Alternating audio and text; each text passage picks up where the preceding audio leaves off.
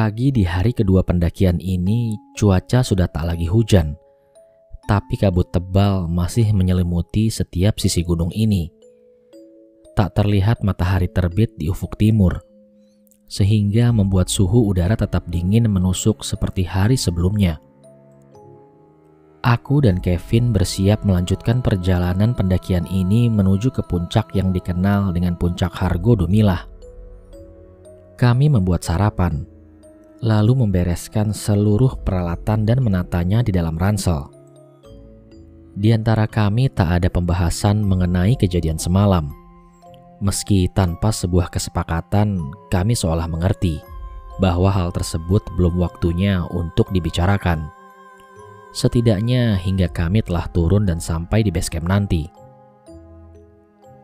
Setelah semua persiapan selesai dan tentunya kami sudah sarapan dan sedikit pemanasan, kami pun melanjutkan perjalanan pendakian.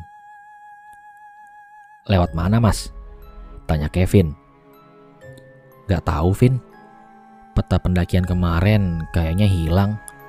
Terakhir aku ingat aku simpan di kantong celana. Tapi tadi aku cari gak ada, Vin," ucapku pada Kevin.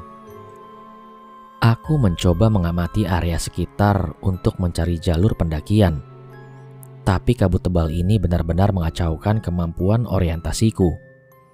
Wajar saja, karena jarak pandang tak lebih dari 5 meter. "Depan situ kayaknya jurang, Vin. Karena arahnya menurun dan gak kelihatan kalau ada jalan. Ketutup kabut juga. Kayaknya terlalu beresiko juga kalau kita ambil jalur itu. Kayaknya kita harus ambil jalur kiri yang arah tanjakan sana. Sepertinya sih ada jalan di sana," ucapku memberi hasil orientasi meski aku sendiri masih setengah ragu. Dari sinilah kesalahan fatal terjadi. Aku yang biasanya memilih tidak melakukan pergerakan ketika kondisi tidak aman seperti ini memilih nekat melanjutkan perjalanan. Padahal ini adalah pertama kalinya aku kesini. Sejujurnya ada rasa ragu. Tapi entah dorongan dari mana seolah menyuruhku untuk segera melanjutkan perjalanan. Mungkin itu adalah egoku sendiri yang berambisi ingin segera sampai puncak. Waktu sudah menunjukkan pukul 8 pagi ketika aku mulai mengayunkan langkah menuju ke jalur yang kuanggap jalur pendakian menuju puncak Hargo Dumilah. Kevin mengikuti tepat di belakangku. Aku memang menyuruhnya sedekat mungkin denganku. Jangan sampai tertinggal terlalu jauh, apalagi sampai tak terlihat, karena akan sangat membahayakan. Sesekali aku mengajaknya berbicara, untuk sekadar mengetahui bahwa dia masih berada di belakangku. Setelah beberapa waktu kami berjalan, jalur yang kulalui menjadi semakin terbuka. Tak ada pohon-pohon besar di sekitarku, hanya rerumputan. Beberapa pohon cantigi dan kontur tanah di sekitarku pun terlihat datar. Sepertinya ini area padang rumput atau sabana. Namun sayangnya kabut yang masih tebal ini menghalangi pandanganku, sehingga aku tidak bisa melihat kondisi medan hingga jarak yang lebih jauh. Semakin lama aku berjalan, jalan setapak yang sejak tadi kulalui semakin menghilang.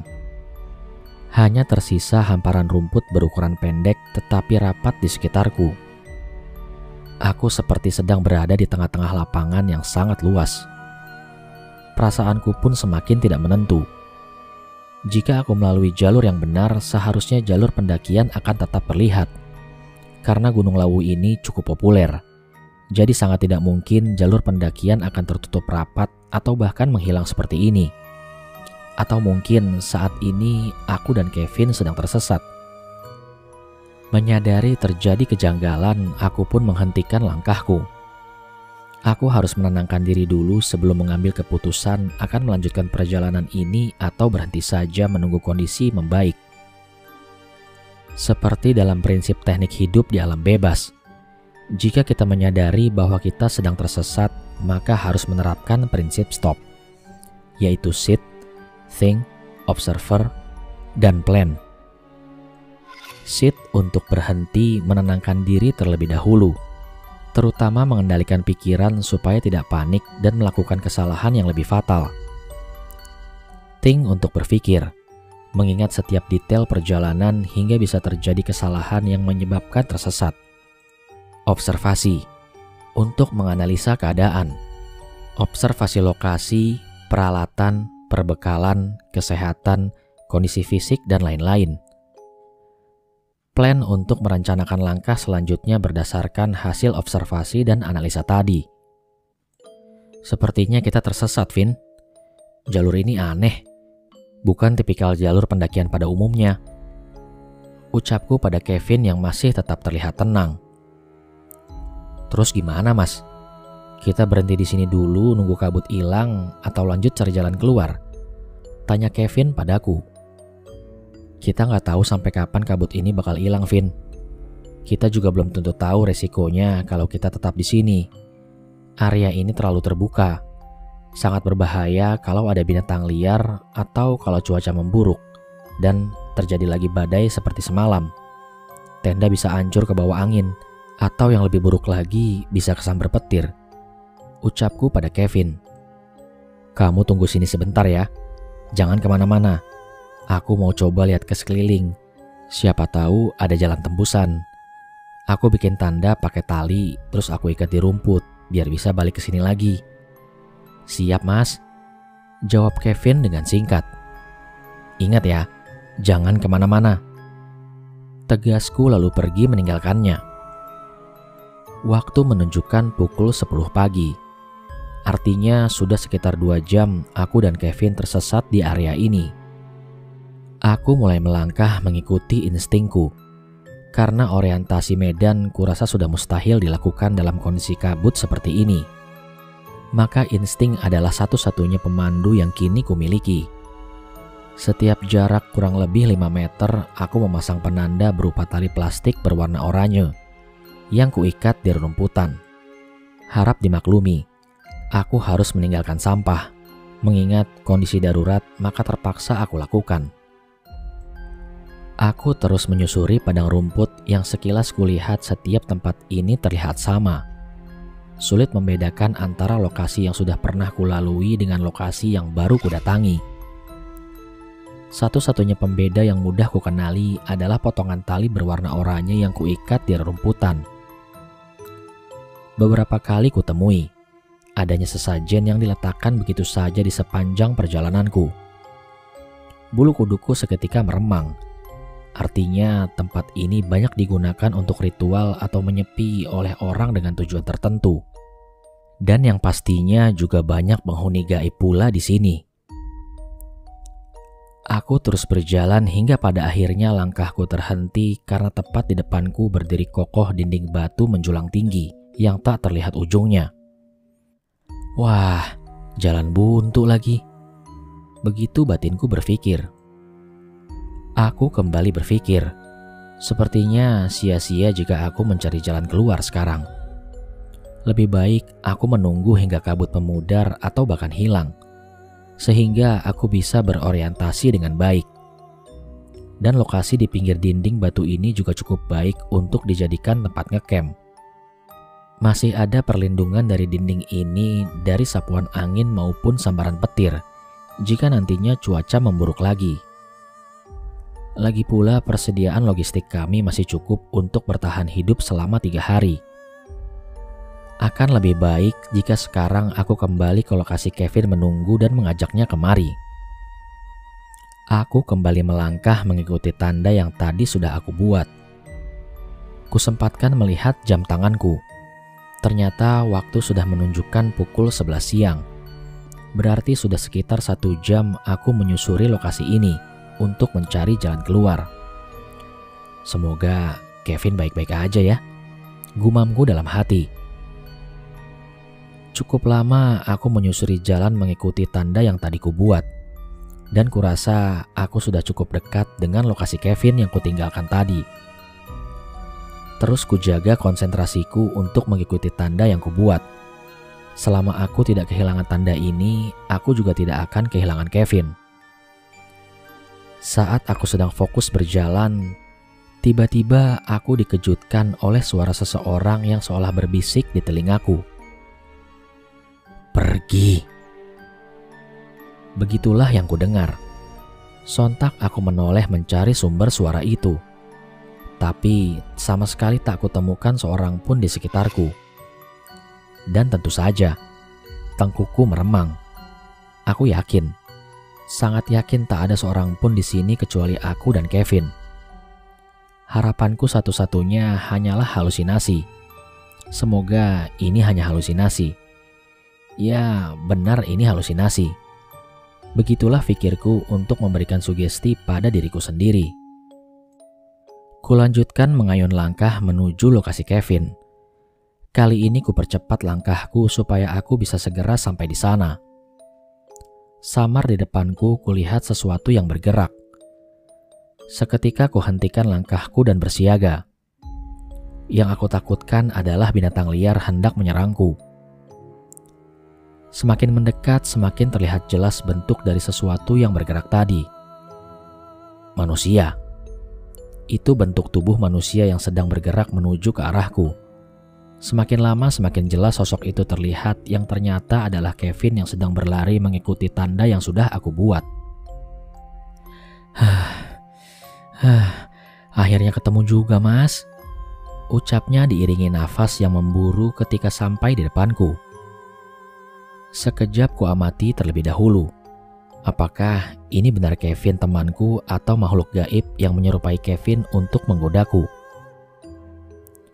Setelah aku yakin bahwa ini betul Kevin, aku mulai berbicara dengannya. Duduk dulu, Vin. Atur nafas. Tenang dulu. Nih, minum dulu nih. Ucapku sembari memberikan botol air putih. Ada apaan, Vin? Kamu ngapain lari? Kan tadi aku udah bilang, harusnya kamu tetap diam di tempatmu. Bahaya, Vin. Untung aja kamu ketemu sama aku.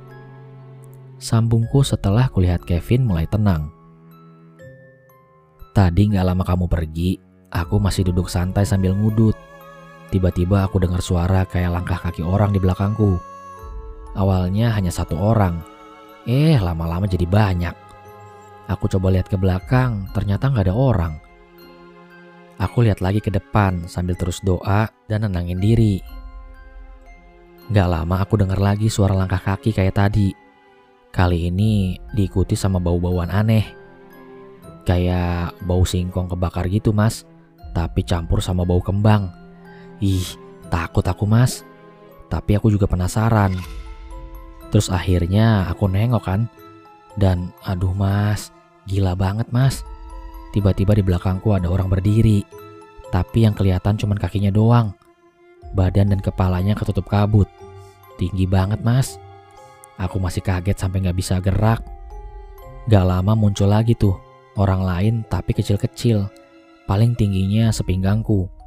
Ada 5-6 orang. Dan mukanya, Mas, nyeremin banget, Mas. Kepalanya gak beraturan. Matanya merah menyala. Terus ada tanduknya. Mereka seperti natap aku tajam. Terus tiba-tiba mulutnya senyum kayak lagi ngancem, Mas. Ya aku lari aja. Untung aku masih sadar buat ngikutin tanda yang tadi kamu buat ini. Gak tahu dah mereka ngikutin apa enggak. Kevin menceritakan pengalamannya ketika aku tinggalkan tadi sambil bergidik ketakutan.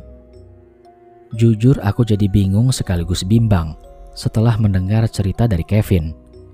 Bukan bingung dengan apa yang diceritakannya, tapi bingung harus berbuat apa.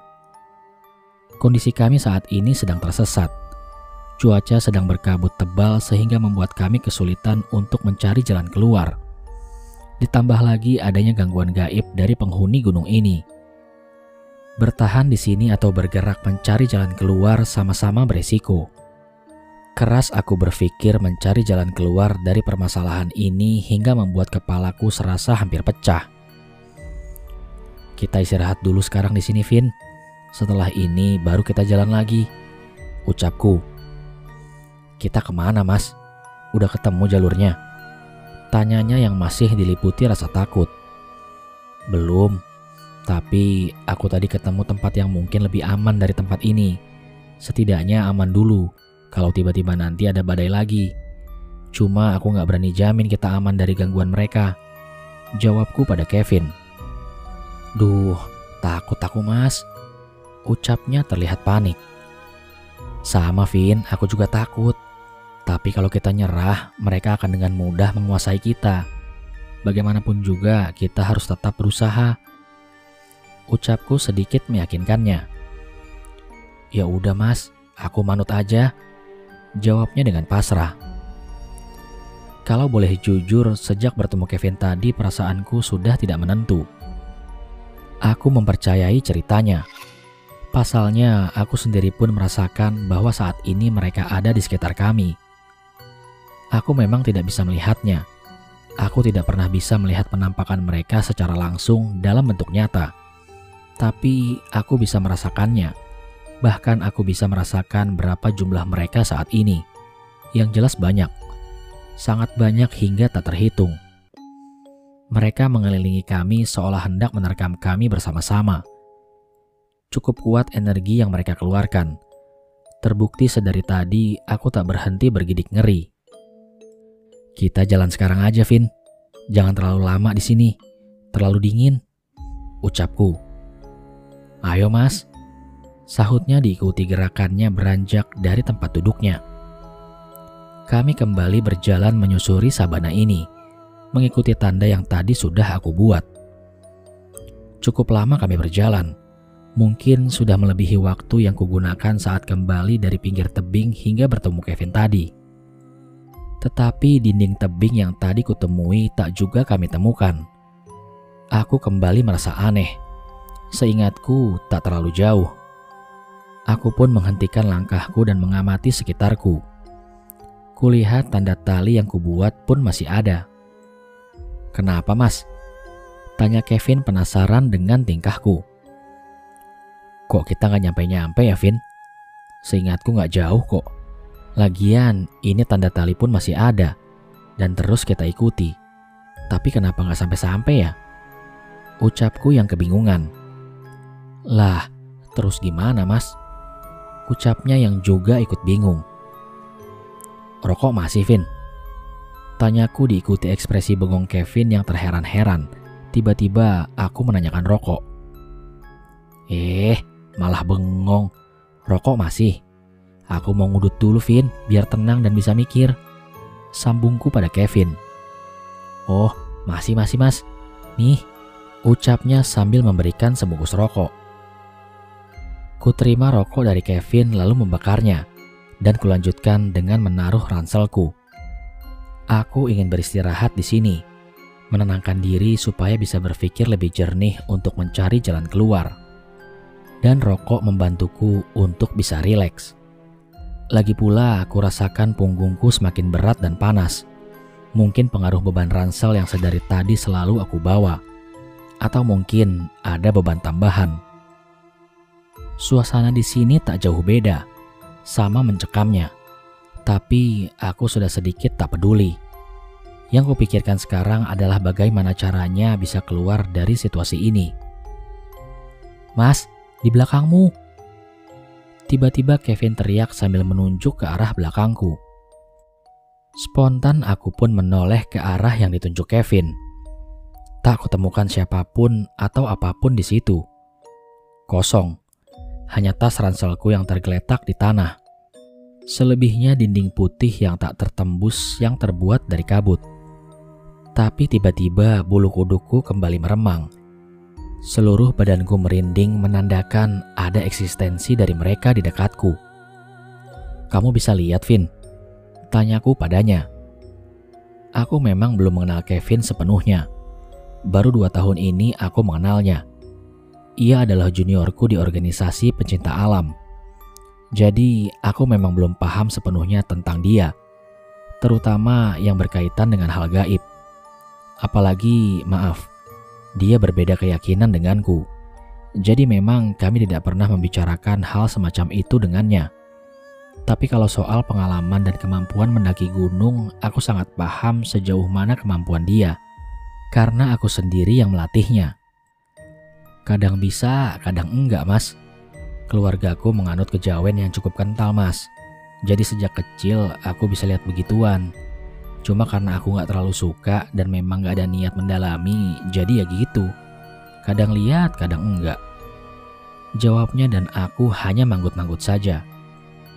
"Emang barusan kamu lihat apa, Vin?" Tanyaku kepadanya. "Ada kayak orang tiba-tiba muncul duduk di kerilmu, Mas. Pas aku teriak, tiba-tiba dia hilang gitu," jawabnya. "Emang bentuknya kayak apa?"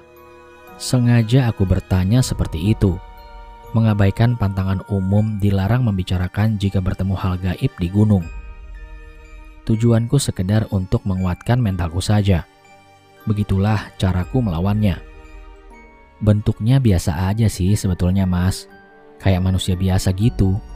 Pakaian biasa, kaos sama celana. Tapi mukanya sangat pucat dan sekitar matanya berwarna hitam. Makanya aku yakin kalau itu bukan manusia," jelas Kevin kepadaku. "Kita lanjut jalan aja yuk, Vin," ajakku pada Kevin untuk melanjutkan perjalanan. Sebelum jalan, aku meletakkan bungkus rokok yang telah kosong di dekat salah satu tanda tali. Dan kami pun mulai melangkah. Kevin tetap mengikutiku dari belakang. Ku coba menajamkan konsentrasiku sambil terus berzikir, meminta perlindungan dan jalan keluar dari situasi ini. Tak lupa aku juga menyuruh Kevin terus berdoa menurut keyakinannya. Cukup lama kami berjalan tapi masih belum bertemu dengan ujung tempat ini atau dinding tebing yang pernah kutemui sebelumnya. Hingga beberapa saat lamanya aku pun akhirnya berhenti. Mataku terus saja memandang ke arah bawah, ke arah suatu benda yang sangat kukenali. Dan benar saja, aku melihat bungkus rokok yang tadi sengaja aku tinggalkan.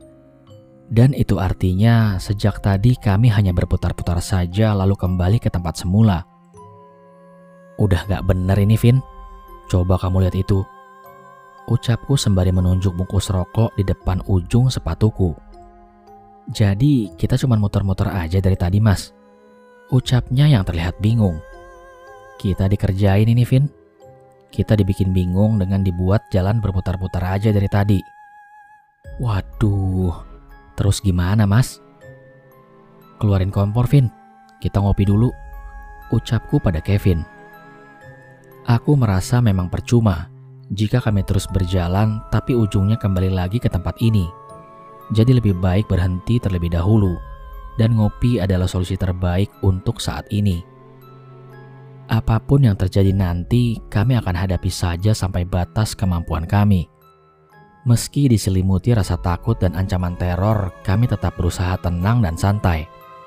Sepanjang mereka tidak menampakkan diri secara langsung atau bahkan menyerang, kami pun akan berusaha menikmati situasi ini dengan cara kami. Gangguan seperti ini memang bukan pertama kali kualami. Di pengalaman pendakianku sebelumnya pun aku pernah mendapatkan sambutan semacam ini. Jadi aku tidak terlalu kaget. Meski tetap kuakui rasa takut dan khawatir tetap kurasakan. Aku khawatir kami tak bisa kembali lagi dan menjadi salah satu korban di gunung ini. Waktu kala itu menunjukkan pukul 12.30 siang. Lumayan lama juga kami tersesat di situasi dan tempat seperti ini. Saat kami sedang asik menikmati kopi dan sekaligus makan siang, tiba-tiba kurasakan angin berhembus sedikit kencang menuju ke arahku. Hawa yang lebih dingin pun kini menyeruak menghujam ke seluruh badan kami. Di kejauhan samar kulihat bayangan manusia berdiri memandang ke arah kami berdua. Bayangannya tak begitu jelas karena tersamarkan pekatnya kabut. Perlahan kulihat tangannya bergerak menuju ke arah kami lalu melambai. Entah apa maksudnya. Bisa saja ia menyuruh kami datang, atau mungkin juga menyuruh kami pergi dari tempat itu. "Vin, lihat gak?" ucapku pada Kevin sambil menunjuk sosok itu. "Apaan, Mas? Aku gak lihat apa-apa," jawabnya padaku. "Oh, oke. Berarti dia cuma pengen berinteraksi sama aku. Ya udah, yuk jalan lagi, Vin," sambungku pada Kevin. Usai membereskan perlengkapan perkopian, kami pun melanjutkan perjalanan. Kali ini kami kembali bergerak tetapi ke arah sosok itu. Entah mengapa instingku mengatakan aku harus ke sana. Kevin tetap mengikutiku. Tapi kali ini dia kutugaskan memasang tanda di sepanjang perjalanan. Bagaimanapun juga antisipasi harus tetap dilakukan. Tapi entah mengapa semakin kami mendekatinya, sosok itu semakin menjauh. Tapi dia tetap melambaikan tangannya. Aku sedikit mempercepat langkahku. Kevin yang berjalan sambil memasang tanda pun jadi sedikit tertinggal.